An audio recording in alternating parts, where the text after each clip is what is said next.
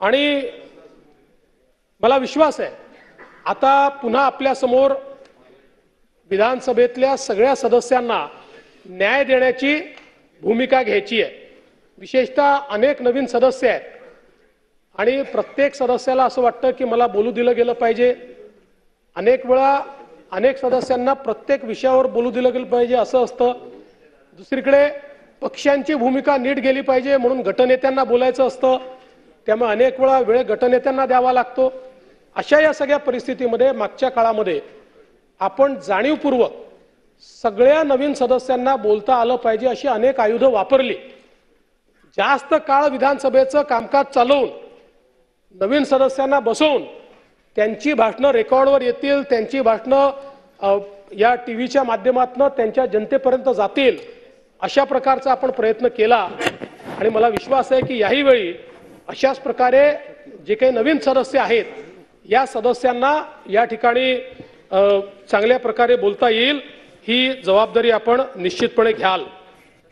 खरं तर अनेक सामाजिक शैक्षणिक सहकारी संस्थांशी आपला संबंध वकील म्हणून देखील आलेला आहे।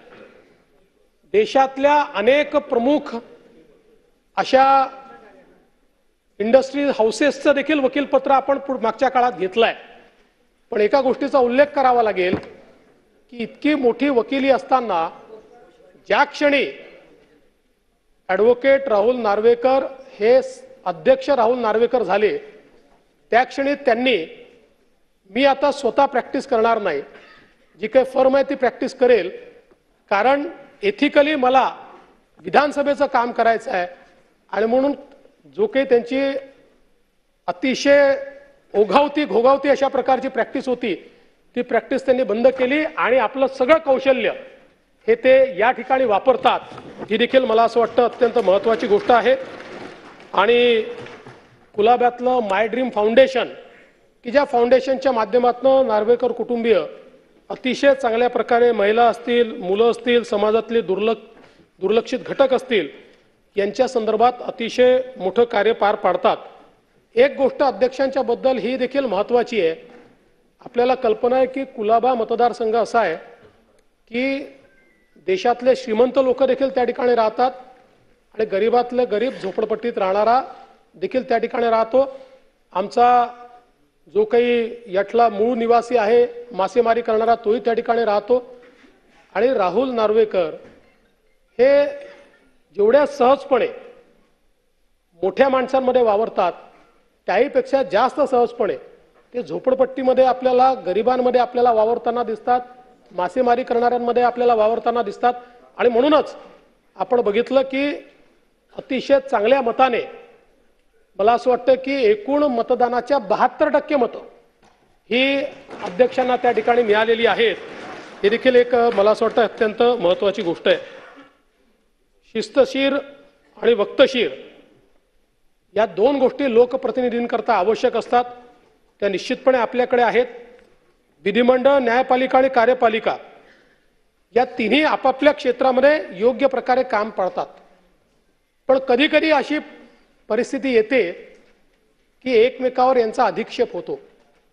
या अधिक्षेपाच्या वेळी संविधानाची जी काही मूळ तत्व आहेत ती तत्व राखत परंतु विधानमंडळाचे जे अधिकार आहेत ते अधिकार ठामपणे मांडावे लागतात आणि त्याच वेळी अध्यक्षांची खरी कसोटी असते।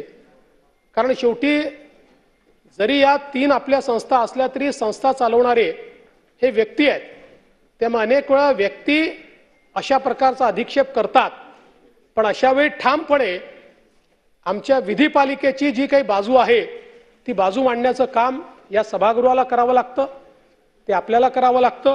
आणि मला विश्वास आहे की अशा प्रकारच्या परिस्थितीमध्ये यापूर्वी देखील या सभागृहामध्ये अनेक वेळा अतिशय ठामपणे ज्यावेळी असं वाटलं की माननीय न्यायपालिका हा विधानमंडळाच्या अधिकारावर अधिक्षेप करते आहे त्यावेळी ठामपणे भूमिका या सभागृहाने घेतली। मात्र हे करत असताना संविधानाने न्यायपालिकेला जे अधिकार दिलेले आहेत त्याचा कधीच अधिक्षेप या सभागृहाने केला नाही, हे देखील मला असं वाटतं अत्यंत महत्त्वाचं आहे।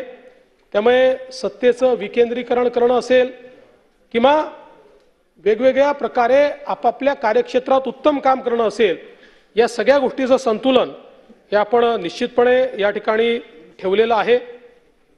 खरं तर मला असं वाटतं की योग्य वर्तन आणि शिस्त हा लोकशाहीचा आत्मा आहे. मतमतांतर, संवाद, चर्चा या सगळ्या गोष्टीतनं लोकशाही ही नेहमी सुदृढ होत असते.